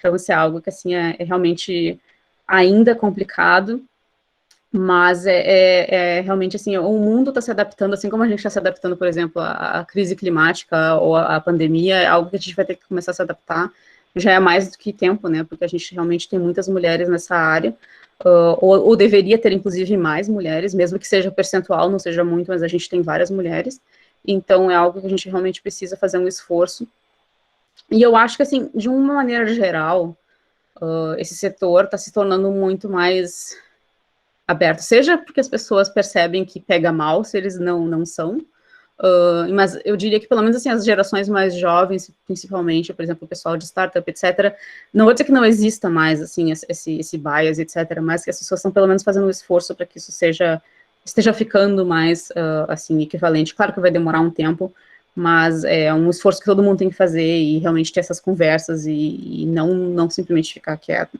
E até só para fechar, eu queria mostrar um pouco da parte, digamos, eu fazendo a minha parte, ou pelo menos que eu tento fazer a minha parte, eu tenho um grupo de meninas, né, que a gente faz, no caso, projetos no nosso tempo livre, que se chama, são meninas de todo mundo, então, claro, a gente trabalha em inglês, se chama AI Wonder Girls, e a ideia é justamente fazer projetos sempre nessa área, assim, de impacto social e etc. A gente, em especial, trabalha bastante nessa área de inteligência artificial, mas, então, a gente, por exemplo, trabalha com projetos sobre desastres naturais, que eu comentei no caso dos ciclones, mas a gente também trabalha, por exemplo, agora tentando fazer previsões de terremotos. A gente também criou um projeto, um projeto que é open source, para tentar, assim, identificar como empresas podem ser mais sustentáveis, ou recomendar para eles, assim como o Netflix recomenda filmes, a gente, baseado no perfil dos usuários, a gente pode tentar criar um sistema de recomendação para que empresas com um perfil tal possam tentar investir digamos, sei lá, uma empresa de energias, que não necessariamente trabalha com energias limpas, pode tentar investir nessa área aqui e por exemplo, dar alguns recursos para eles, umas fontes enfim, de literatura para eles lerem um pouquinho sobre isso. A gente também fez vários projetos na área de medicina, a gente até ganhou algumas competições nessa área. E também agora a gente está começando a fazer projetos em artes. Então a gente criou, por exemplo, um projeto que cria poesia baseado em poemas especificamente de mulheres e grupos não binários e minorias. E a gente também está fazendo coisas, por exemplo, com arte, no caso, assim, com imagens de pegar, assim, imagens clássicas e transformar com o estilo de trabalhos de arte de mulheres artistas, né, no caso. Isso aqui é um autorretrato de uma artista, mulher dos Estados Unidos, e aqui a gente fez como é que a gente transfere esse estilo, no caso, para a imagem da Mona Lisa. A gente tem vários outros desses trabalhos, se vocês quiserem, depois eu posso passar o contato, né, para vocês darem uma olhada.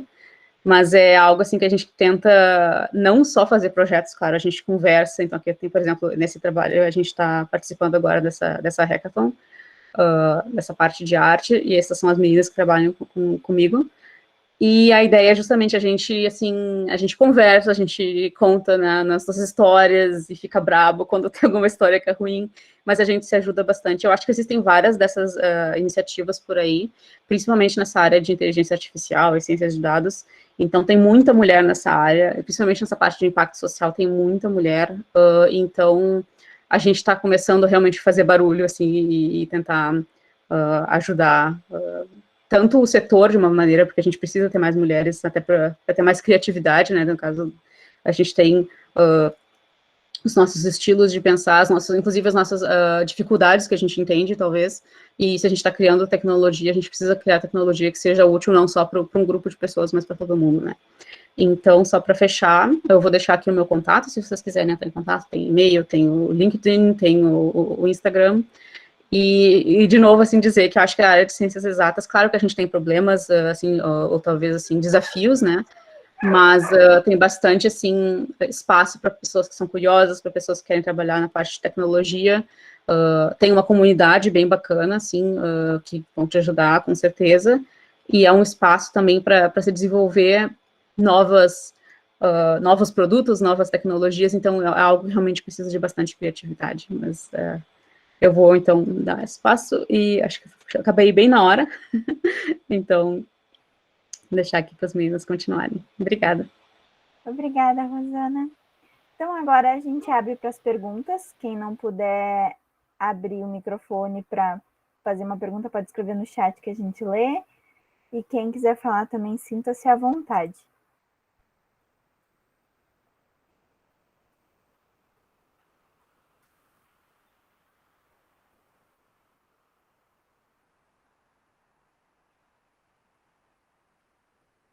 Pode falar, professora Carolina.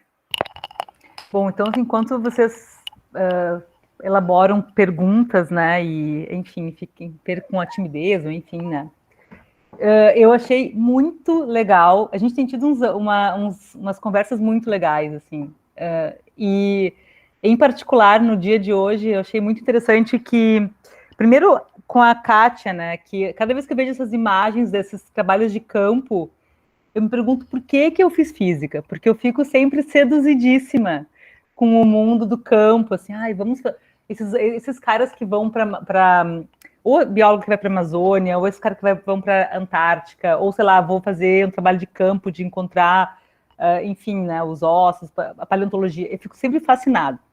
Então isso eu acho muito legal. E eu achei muito legal das duas últimas, que é a Luísa e a Maria Luísa e a Rosana, essa coisa uma espécie de interdisciplinaridade, né? Porque a Maria Luísa é farmácia, acabou indo para está na bioquímica, né? E claro que tem tudo a ver com a área dela, mas assim, não é exatamente o princípio.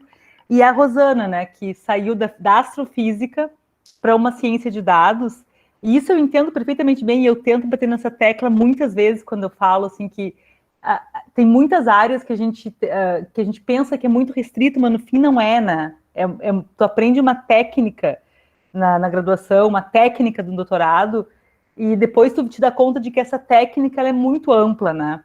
E claro que tem as dificuldades de adaptação dos meios, mas assim, que eu acho muito legal de poder verificar isso na prática, né? Então, eu queria, eu não sei se alguém, acho que alguém levantou a mão, mas eu queria comentar, assim, que vocês falassem um pouquinho, no caso da Rosana e da Maria Luísa, se fosse possível, um pouquinho do que exatamente que vocês, como é que vocês enxergam, né, essa mudança de área, mas como que uma técnica pode ser adaptada para uma outra área, né? Qual é a grande dificuldade disso? A Rosana comentou um pouquinho, mas assim, porque quando eu olho o futuro das áreas, o AI, né, a inteligência artificial tá em tudo, né? Então acho que, enfim, é uma área que tá por tudo. Mas eu queria só que vocês comentassem um pouquinho mais assim, qual é a grande coisa de fazer uma área científica, né? De fazer um doutorado numa coisa que parece tão específica e depois isso se abrir, né, com essa questão até do internacional, que a Maria Luísa comentou super bem, né, que eu me identifiquei muito, que parece uma bobada quando chega lá fora, tu quer falar uma coisa, fala meia frase, tu parece uma idiota, mas na verdade tu não consegue dizer mais que aquilo ali, né.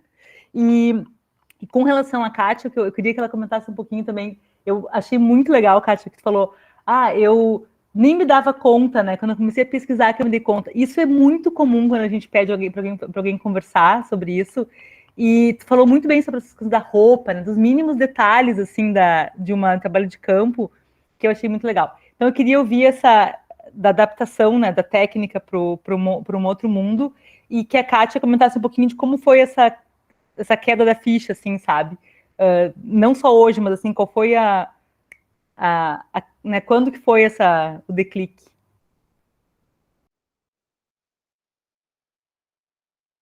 Bom, então deixa eu começar, então eu acho que a Rosana ficou me esperando. Então, na verdade, eu considero muito firmemente que o mundo é interdisciplinar, né? Eu acho que estava muito, assim, foram feitas tentativas ao longo dos anos para colocar muitas coisas de forma meio estanque, né? Mas eu acho que o mundo realmente é interdisciplinar, isto é, a gente tem que interagir com áreas diferentes e as áreas realmente se sobrepõem, tem coisas, e também elas não se sustentam sozinhas, né? Eu acho que é isso como eu vejo hoje, né? Como eu falei, assim, a minha profissão como farmacêutica, eu acho que ela sempre foi aberta a várias áreas, né? E, claro, ao longo da trajetória da gente, essas áreas vão se apresentando, né? E a gente vai sentindo a necessidade de entender um pouco melhor, né? Eu também achei fantástico a ideia da Rosana, que estava falando aqui para a gente, porque para nós, eu não falei isso, mas para nós, da área que eu trabalho, a ciência de dados é fundamental hoje, né? Isto é, a gente no laboratório, que eu trabalho com, né, DNA e coisas que a gente produz, assim, a gente gera uma quantidade de dados que a gente não tem capacidade de lidar com todos eles, entendeu? Isto é, a gente está perdendo, a gente não está aproveitando tudo que é dados, o potencial de dados que estão sendo criados, né? Dentro de um laboratório, né? A nossa vida, digamos, a minha vida não é tanto ir para campo, mas o que a gente pode, o que a gente hoje tem capacidade de gerar num espaço, né, físico que parece limitado, os dados que se gera é ilimitado, né? A gente não tem limite para isso. O limite, na verdade, hoje em dia é o financeiro, mas não é a capacidade de se obter dados, né? A gente tem muita capacidade, claro que isso sempre, né, é que eu costumo dizer, né, não existe almoço de graça, né? O almoço que é de graça é porque alguém está pagando, né? E então é a mesma coisa quando a gente fala em pesquisa, né? Óbvio que a pesquisa tem um gasto, né? Tem um investimento para isso, mas ela não tem a quantidade de dados que a gente produz é ilimitado atualmente, né? E a gente precisa de pessoas que se dediquem a organizar e poder tanto organizar no sentido de armazenamento, mas também de forma que a gente consiga acessar isso quando necessário, porque nem tudo a gente precisa hoje, mas com certeza a gente vai precisar de várias coisas ao longo dos anos. Bom, eu fico por aí, deixa a Rosana responder melhor também. Obrigada, Maria Luísa, obrigada pela pergunta. Eu acho que tu falou uma coisa que é muito certa, assim, que o mundo é interdisciplinar. Ou os problemas, não necessariamente o mundo, mas os problemas que a gente tem no mundo atualmente são problemas tão complexos. Por exemplo, essa parte da crise climática, são problemas que envolvem tantas áreas da sociedade, e a gente precisa ter interdisciplinaridade, porque, por exemplo, talvez a gente perceba só o exemplo da crise climática como um problema político, mas tem um problema político, tem um problema, sei lá, geológico, tem um problema, sabe, então, são várias áreas, então a gente precisa realmente ver isso como a gente precisa de todas as ferramentas que tem disponíveis, e as ferramentas mais potentes que tem disponíveis para resolver um problema nessa escala, né. Então tem essa questão. Eu acho que uma das coisas mais difíceis que eu encontrei nessa parte de transição foi justamente, assim, eu sempre comento que é uma coisa que eu espero do fundo do coração que tenha mudado isso, mas isso não é uma coisa só da física no Brasil, mas no mundo inteiro. Físicos são pessoas snobs, sabe? Eu sempre falo que a gente tem muito essa coisa que a gente tem cálculos complicados e tudo mais, mas tem áreas que são extremamente complicadas, e às vezes, assim, ter a humildade de entender, quando, por exemplo, o meu primeiro projeto, esse que eu comentei dos ciclones, de tentar fazer o cálculo para estimar quantos ciclones tem, eu estava acostumada a trabalhar com estrela antes, eu estava acostumada a trabalhar com uma coisa completamente diferente. Então, assim, primeiro ter a humildade de entender que eu preciso aprender uma área nova, e isso não é uma coisa fácil, sabe, do tipo assim, não é uma questão de ser snob ou não ser snob, não é tão simples assim, mas a gente passou tanto tempo estudando uma coisa, e de repente a gente vê, meu Deus do céu, agora tem que aprender mais isso, mais aquilo, então, tem um pouco disso, assim, de realmente, assim, senta aí e aprende, e a segunda parte é se dar conta que, na verdade, claro que vão ter coisas específicas, jargões, inclusive, que a gente vai ter que aprender de algumas áreas específicas e conceitos, mas quando a gente tem uma formação em ciências exatas, seja química, seja, não sei se biologia é uma ciência exata, mas matemática, enfim, o que a gente aprende na prática é a resolver problemas. É a entender do tipo assim, pode ser a coisa mais simples do mundo, sei lá, pode ser, sei lá, resolver um desses problemas de lógica que a gente tem nos livros, assim, que, sei lá, ou jogo, sabe, tem muitas pessoas que gostam de jogos também, que é justamente entender que existe uma coisa, é uma tarefa que a gente tem que fazer, seja uma tarefa mais complicada ou mais simples, mas a gente tem que quebrar em pedacinhos e entender qual é o metodologia ou a ferramenta que a gente vai usar para resolver. E lá pelas tantas, por exemplo, nesses projetos de voluntariado, eu estou agora fazendo o meu 15º projeto com a Modena, no caso, e lá pelas tantas, assim, eu vejo, agora a gente tem que fazer estimativa sei lá, de queimadas, não sei aonde, ou coisas desse tipo, ou estimar quanto que está chovendo num lugar tal, mas a gente entende que, isso é um problema do tipo tal, que provavelmente a gente tem que usar um método tal. E no momento em que a gente entende isso, fica muito mais fácil de resolver. Claro, a gente vai ter que aprender as coisas específicas, mas fica muito mais fácil de resolver problemas. Isso é uma coisa que eu acho que é extremamente, assim, brilhante, que a gente aprende realmente em ciências exatas. Então, bem bacana.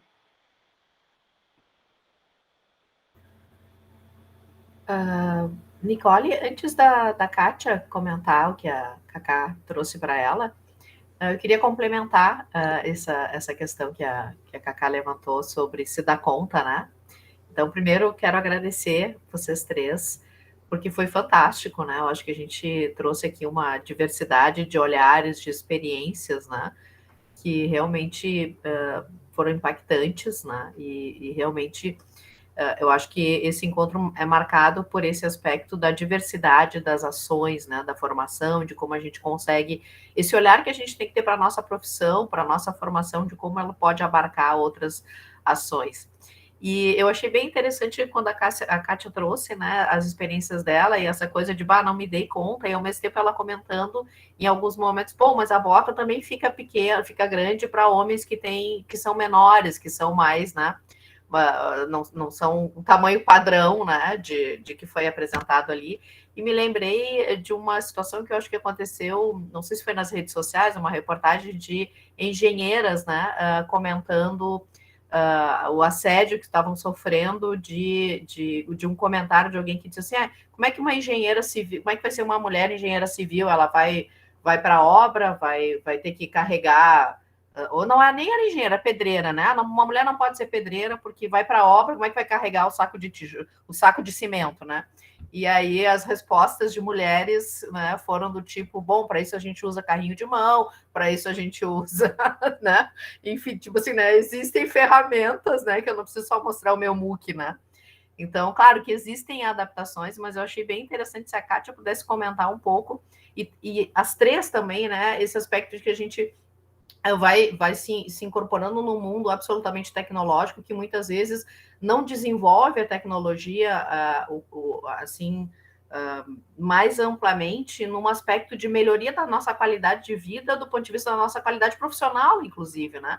Para que essa diversidade de características, de pensamento, né, possa ser usufruída nas mais diferentes profissões, né? A gente vive num mundo que quem a gente é fisicamente, né? Seja homem, seja mulher, seja não binário, seja alguém com uma deficiência física, tem que se colocar como escolha profissional a sua condição, né? E a gente já não vive num mundo que tecnologicamente nós deveríamos ter isso a serviço de possibilitar que todos e todas pudessem exercer, né, a vida, a sua profissão, a sua atuação de uma forma diferente, né? E a Kátia trouxe isso ali na profissão dela, e eu pensei assim, tão simples, né? Então, como é que foi, talvez, ainda tem esses problemas, isso, tu falou das várias roupas, que tem uma quantidade de equipamentos, né? Que tu comentasse um pouco mais, e que as gurias trouxessem essa reflexão também, né? A que serve a tecnologia, né? Para que serve, né? Legal. Eu realmente, assim, não vou desenvolver sobre isso, mas eu gostaria de dizer que sempre ter participado de equipe com mulheres e que a líder era uma mulher foi bem mais seguro para mim, porque pode ser que haja, sabe, casos de chantagem por determinados apoios que aquelas pessoas, homens, vão dar à pesquisa, sabe? Então, eu não vou desenvolver esse assunto, mas pode ser que isso aconteça, sabe? Então, é muito bom quando para nós, assim, nos dá uma segurança muito boa, né, de que a gente não vai ter determinados assédios, sabe? Porque a gente tem uma líder mulher ali. E ela já, claro que ela já como né, a Maria Luísa falou, a Rosana falou, elas já bateram o pé antes de mim e agora estou usufruindo dos frutos delas, né? Mas, assim, então, conviver com mulheres líderes, e eu realmente percebi essa diferença quando eu passei a conviver com essas mulheres líderes em pesquisa, coordenadoras de projeto, mas lá em campo são coordenadoras de campo, né? E ver as dificuldades que elas tinham e que nada explicava o porquê que elas estavam tendo aquela dificuldade e o outro que estava na mesma posição não. E nada explicava se não fosse o fato de que era um homem que decidia sobre o recurso, sobre a logística e sobre as oportunidades. Então, claro que também vendo publicações que também trazem esse apanhado geral, dizendo o quanto, né, na glaciologia as mulheres, assim, até início da década de 2000, representavam 1% das publicações em glaciologia como primeiro autor, sendo que, de repente, ela era aquela que fez, né, grande parte da pesquisa, mas não primeiro autor, ou muito menos segundo ou terceiro. Então, claro que há uma tendência de que, né, esses artigos mostram uma tendência crescente, mas principalmente quando se observa alguns recentes anos, fora os anos da pandemia, da participação das mulheres como primeira autoras na minha área. Mas, ao mesmo tempo, a gente tem que olhar com cuidado, né, porque também é crescente a publicação de forma geral, então, os artigos sempre chamam atenção disso, mas e que agora também, né, um artigo que saiu recentemente no Brasil, independente da área de pesquisa, mostram que tem diminuído a participação do número de mulheres como primeira autora em publicações, tá, nacionais e internacionais, depois da pandemia. Então, é desigual, né, também, então, nessa questão da coordenação, de liderança, e assim, foi muito bom ouvir aqui, né, a Maria Luísa trouxe, assim, uma trajetória, assim, Rosana foi muito bom ouvi-las, assim, porque é muito, nos dá, assim, uma certa coragem. Eu me sinto, às vezes, insegura. E, assim, eu realmente, assim, eu agradeço a oportunidade de ter participado desse evento. E, assim, depois da maternidade, eu tenho um filho de 4 anos. O clique veio bem mais forte. Quando retornei, né, eu comecei a me sentir muito insegura. Assim, eu já me senti insegura, tanto que é uma coisa assim, que eu nem vim falar, né, por ter vindo de escola pública, nunca ter tido aula de inglês, não saber até hoje se escrever, às vezes português tem que correr atrás de muita coisa agora, né, estou estudando estatística, correndo atrás. Mas assim, aquela insegurança agora, assim, também por ser mãe, e daí eu me peguei nessa situação, não podia ser isso.